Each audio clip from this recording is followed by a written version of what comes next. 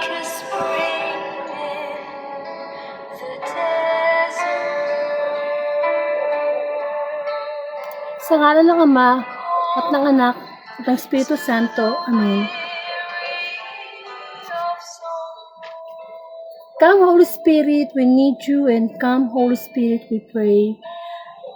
Ang banal na Espiritu ay karapat-dapat lamang pagkatiwalaan. Doon tayo kumuha ng pag-asa sapagkat ang banal na Espiritu ang iniwan na patnubay ng ating Panginoong Jesucristo. Sa mga oras na ito, sama-sama tayong magpuri at magpasalamat sa ating Ama sa Langit.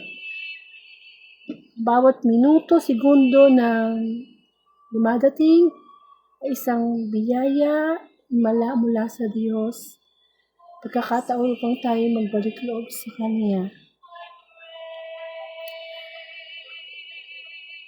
Banal na Espiritu, Ama sa Langit, patawarin mo po kami sa aming mga kasalanan. Sa mga pagkakataong nakakalimot kami magpakumbaba, sa mga pagkakataong nakasentro ang aming damdamin sa aming pride. Lord, patawarin mo kami at inisip sa pang oras na ito. Nawa ang iyong mga salita magpagbukas sa aming isipan ang katotohanan, na ang katotohanan na magpapalaya po sa amin. Na ang iyong mga salita ay hindi paghuhusga, kundi pagmamahal sa amin na naliligaw ng paniniwala dahil umaayon na kami sa takbo ng mundo. Panginoon, marami pong salamat. Napakabuti mo, Panginoon. Tunay nga, O Lord, na Ikaw ang Diyos na kabutihan. Ikaw ang Diyos na nagbibigay ng kalakasan.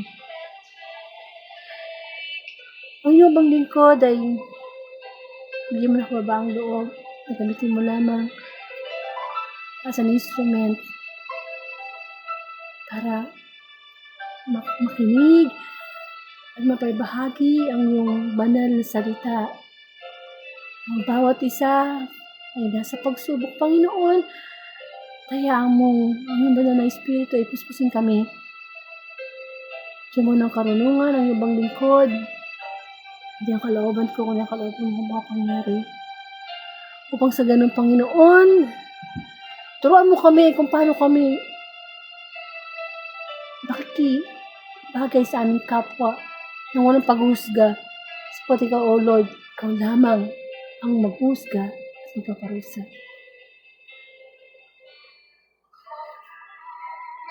Like a spring in the desert.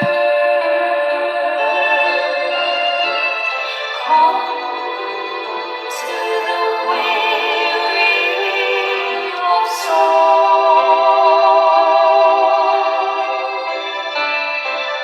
Oh, let your sweet healing power touch me and make me whole. Touch me and make me whole.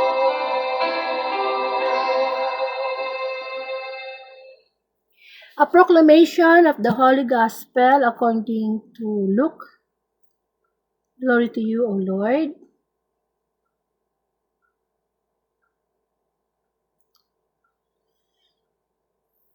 Be merciful, just as your Father is merciful. Do not judge others, and God will not judge you. You do not condemn others, and God will not condemn you. Forgive others, and God will forgive you. Give to others, and God will give to you. Indeed, you will receive a full measure, a generous helping, poured into your hands, all that you can hold, The measure you use for others is the one that God will use for you. My brother and sisters, the gospel of the Lord. Praise to you, Lord Jesus Christ. Amen. So, welcome po sa Word of God, Daily Gospel. At ngayon po, pagninilayan natin ang mabuting balita noong March 2, 2026, Monday Gospel. And ako po si Sister Angelica, sa po akong Katoliko, at sa mga oras na ito, merong gusto iparating sa atin ang mensahe ng mabuting balita na binasa po natin mula kay San Lucas. Tukol po ito sa paghahatol ng kapwa. Amen. So kung makikita niyo po doon sa screen nyo, yung salitang takalan. Alam naman natin, takalan, no? Usually, ginagamit natin yan sa pagsasaing, isang gatang, dalawang gatang, tinatakal, sinusukat. Amen. So, takalan. So, sabi po dito sa mabuting balita, wag daw po tayo manghuhusga ng ating kapwa. Okay? So, isa-isahin natin, no? Sabi, do not judge others. So, kung hindi tayo mag-judge sa ating kapwa, may gantimpala tayo. At ano yun? And God will not judge you. Kundi para tayo maghuhusga ng ating kapwa. Ganun din ang gagawin sa atin ng Diyos. Hindi rin tayo huhusgahan. Amen.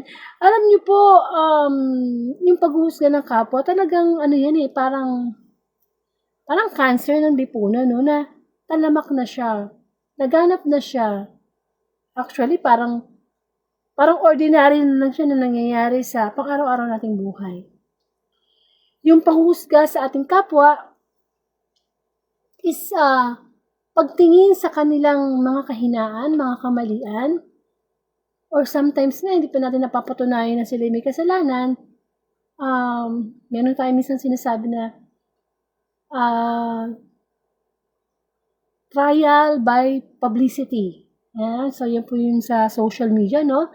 Na kapag may mga nag-viral na personality na nagkakaroon ng kaso, na pagbibintangan, or naglalagay sa sitwasyon na nakakagawa ng masama. Meron na tayong trial by publicity. Yung bang hindi pa siya nalalagay sa korte, hindi pa siya nahatulan, yung mga netizen, meron ng husga sa taong yun, no? And mahirap yung ganun kasi ang paghusga sa kapwa, hindi yung pinapatrabaho sa atin ng Diyos. Hindi sinasabi ng Diyos na, sige nilikha kita manghusgahan ng kapwa mo. Amen. Pero, minsan sa simula pa lang, malit na bagay, nakakapaghusga na tayo nating kapwa. Sa social media lang, sa messenger lang. Kapag halimbawa nakatanggap ka ng message na hindi mo nagustuhan, ang dating sa'yo, pangit, o ang dating sa'yo, pang-judge, niisip na natin yun. Para bang sinasabi natin na itong nasa isip ko, yun ang nasa isip niya. Pag-judge yun. Ano ibig ko sabihin? Kung iniisip natin sa taong kachat natin na siguro masama loob mo sa akin, siguro marami kang sinasabi sa akin, yung bang nag-convince natin ng sarili natin na may masamang iniisip yung kapwa natin o yung kausap natin, which is hindi naman pala ganun ang kanyang iniisip, hindi naman pala ganun ang kanyang ibig sabihin. So, doon pala nag-umpisa na tayo ng judgment. Amen. Kaya nga, di ba, pag sa chat, meron ng mga emoji, mga diba, mga maita-type mo na feelings na happy, sad, galit. Amen. So, ano pa? Yung halimbawa, may dumaan sa harapan mo na hindi mo na makakilala. Pero ang suot niya pangit, gusgusin. O kaya naman, sobrang namang ganda, sobrang sexy. Meron na tayong naiisip. So, judgment yun. Or, nakarinig tayo, nakabasa, panood ng viral na storya sa social media. Tapos, ano yun ng mga tao, pinagkakaguluhan, Ang dami ng comment, ang dami ng share, ang dami ng likes. Kumbaga nakikisaw-saw doon sa istorya. Tapos, mapapasama na yung kung sino man ang tinutukoy sa content na yun.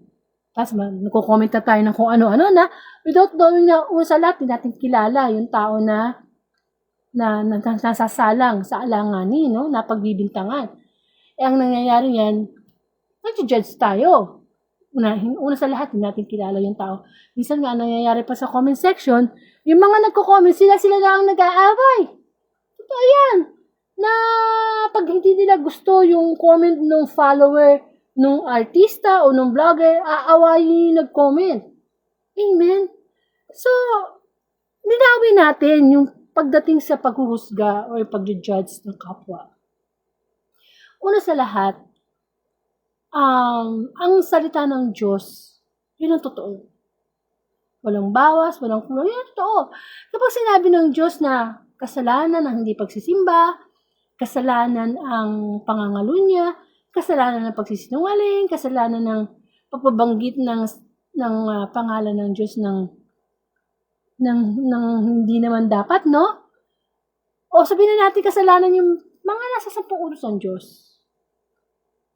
Ibig sabihin nun na kapag halimbawa yung preacher o yung teacher o yung pare o sino man na nagpahayag ng salita ng Diyos, judgmental siya. Yun kasi ang nangyayari ngayon na kapag halimbawa may napansin ang netizen sa isang content at nagsalita siya na about God's word, usually pagka narinig ang God's word, judgmental. Sasabihin makasalanan ka rin naman, makasalanan naman tayo, napaka-judgmental mo naman. Hindi. Kasi, kung sasabihin ng iba na, ay, napaka-judgmental mo, siguro ang Panginoong Jesus, tabagin na nating King of Judgment. O hari ng pagiging judgmental. Kasi yung mga sinasabi ng preacher, ng mga taong sumusunod sa Panginoon, o yung mga alagad mismo ng Panginoon, judgmental lahat sila. Kasi ang mga sinasabi nila nanggaling sa Panginoon, turo ni Kristo. Amen? Turo ni Kristo yun Kaya pag sinabi ni Kristo na masama to, kasalanan to, tapos sinabi ng kanyang follower, ibig sabihin, hindi nahuhusga yung follower o palagay natin yung mga alagad ni Kristo. Kundi sinusunod lang. Kaya di ba, our mission is to spread the word of God. Hindi para manghusga, kundi para itama yung ating mga maling ginagawa, yung na nagdudulot sa atin ng magkasala. Kaya ito lang last, kailan ba yun? Kahapon. Nag-scroll ako, tapos meron akong merong nag-post. Ano siya, nagagalit siya sa mga taong pumupuno sa kanya, sa kanyang mga nagagawang kasalanan na para sa kanya, hindi kasalanan yun. So, ganoon naman usually nangyayari, no?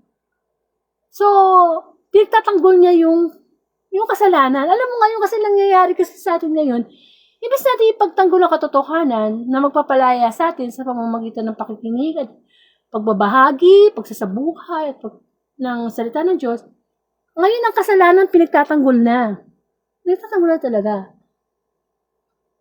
Amen? Minsan sasabihin pa na, ang dami nga akong kakilala dyan, religyoso, nagsisimba, naglilingkod sa simbahan, pero palamura, pala ganito, pala ganyan. Yung bang, it's not good na you are kino-compare natin yung kasalanan ng iba sa kasalanan natin. Ano to, comparison ng mga kasalanan? Hindi dapat ganon. Hindi porke hindi mo ginagawa yung kasalanan niya at hindi niya ginagawa yung kasalanan mo, mas higit, nakakahigit ang bawat isa. Hindi. Amen? Kasi ang pakikinig sa mabuting balita sa Biblia, sa salita ng Diyos, yun yung totoo Kaso nga, hindi masyado nang normalize ang kasalanan ngayon. Pinagtatanggol. Amen. Pinagtatanggol talaga ang kasalanan ngayon. Patayan akong patayan, basta ito yung gusto namin. Walang pakialam kung yun ang gusto ng Diyos. Kaya, na-disappoint ako sa pakikinig sa Kanya. And sabi ko na lang na, kawawa ang mga nagpo-follow dito. Paano kung mga kabataan, nag-uumpisa pa lang sa pananampalataya, Tapos ganito ang maririnig sa kanilang fina-follow o ina-idol na, tama itong ginagawa ko, kahit kasalanan to sa mata ng Diyos, tama to, hanggat wala kaming sinasagasaang tao, hanggat mabuti kaming anak. Tapos, alam mo yung, meron nga dyang iba, ganito, hindi dapat ganun. Amen. Yung bang, hindi mo na nga sinusunod ang utos ng Diyos, pinupulaan mo pa yung iba na nagsusumikap na maglingkod sa Panginoon. Hindi ko naman sinasabi na lahat ng naglilingkod sa Panginoon sa langit na pupunta. Kasi hindi naman yun ang sinabi ng Panginoon Ang sabi ng Panginoong Jesus, hindi lahat ng tumatawag ng Lord, Lord ay papasok sa langit, kundi yung sumusunod lang sa kalooban ng Diyos. Totoo naman talaga yun Hindi lahat naman ng nasa simbahan, hindi naman lahat ng lumalapit sa Diyos ay papunta sa langit. Sabi nga, yung sumusunod, hindi lang yung nakikinig, hindi lang yung nagbabasa, yung sumusunod, yun yung mahalaga. Amen? So, mag-iingat tayo sa pag-follow ng mga ganitong tao na talagang pinipraise nila ang kasalanan, pinagtatanggol ang kasalanan. Imbis na iwasan, imbis na ipakita ang magandang halimbawa na huwag nitong gawin, ayaw to ng Diyos. Pero ginagawa na kasi gusto nila. Choice nila. Choice yun Kapag tayo ay gumagawa ng kasalanan, choice natin yun Hindi natin pwedeng sabihin na hindi ko to gusto, hindi. Kasi we have our free will na mamili ng mabuti at ng masama. Okay? So, kapag nakakarinig tayo ng salita ng Diyos, hindi yung paghuhusga. And pagtatama yan ng Panginoon sa atin. Kasi mahal tayo ng Diyos. So, yung paghuhusga naman sa ating kapwa, masama talaga yun. Amen, lalo na kung hindi totoo, no? Pero kung sasabihin mo naman, in a way na sa salita ng Diyos, hindi dapat natin tingnan yun ng paghuhusga, kundi pagmamalasakit mula sa Panginoon. So, magkaiba yun. Magkaiba yun. So, ang sabi pa rito sa mabuting balita,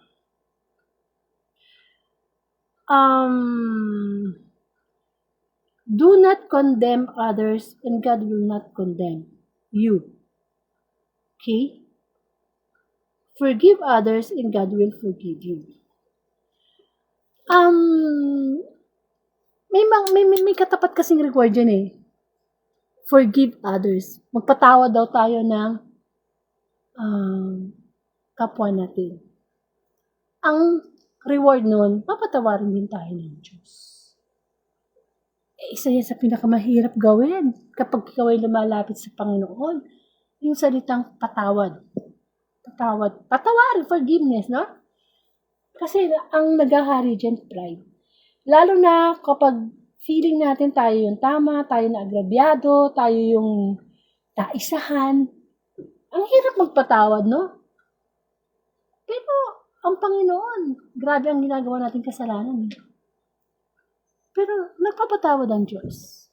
At hindi natin pwede sabihin na, Diyos yun tayo tao lang. Nagawa ni Kristo yan, kaya natin yan. At ang dahilan ng Kwaresma, mahal na araw, dahil sa pagmamahal at pag-ibig ng Diyos sa atin. Kaya wala na isa man sa atin ang may karapatan na hindi magpatawad ng ating kapwa gaano man ito kabigat ang kasalanang nagawa. Sapagkat yan lang ang pinapagawa sa atin ng Panginoon. Magpatawad, magpakumbaba. Kasi pag nagpapatawad ka, may kapatid dyan At ang kapatid niyan, pagpapatawad. Yan ang kapatid niyan, pagpapatawad. Paano ka makakapagpatawad kung walang pagpapakumbaba? At paano ka naman magkakaroon ng pagpapakumbaba kung hindi ka magpapatawad? Amen? So, napakahalaga pala yung forgiveness na yun. Sabi nga po sa Mateo, kung pinapatawad mo ang iba, papatawarin ka rin ng Diyos. Pero kung di ka nagpapatawad, hindi tayo papatawad. Ang dami nating utang sa Lord Ang dami nating kasalanan sa Lord, di ba? Bakit hindi tayo makapagpatawad? Bakit? No? Tanungin natin sarili. Si Kristo na perpekto na wala nang bahid kasalanan, ang daming gumawa sa kanya ng kasalanan, di ba? Ipinako siya sa krus sa walang kasalanan. Pero nagpatawad siya. Tayo pa kaya? Amen. kapag nagpapatawad tayo, nag-iimpok tayo ng bayad utang sa ating Panginoon. Impok tayo ng kayamanan.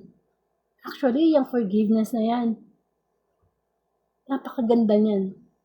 Siyempre, pagka ikaw may galit sa kapwa mo, sino mo magdadala? Eh di yung may galit. Ganda yung nabubuhay tayong walang galit. Na maiksi lang ang buhay natin.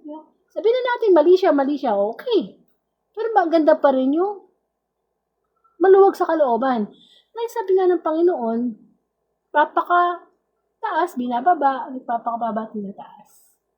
Na gantihan mo ng mabuti ang masama, di po ba? O daigin mo huwag ka pa dadaig sa masama. Iba kasi ang mundo.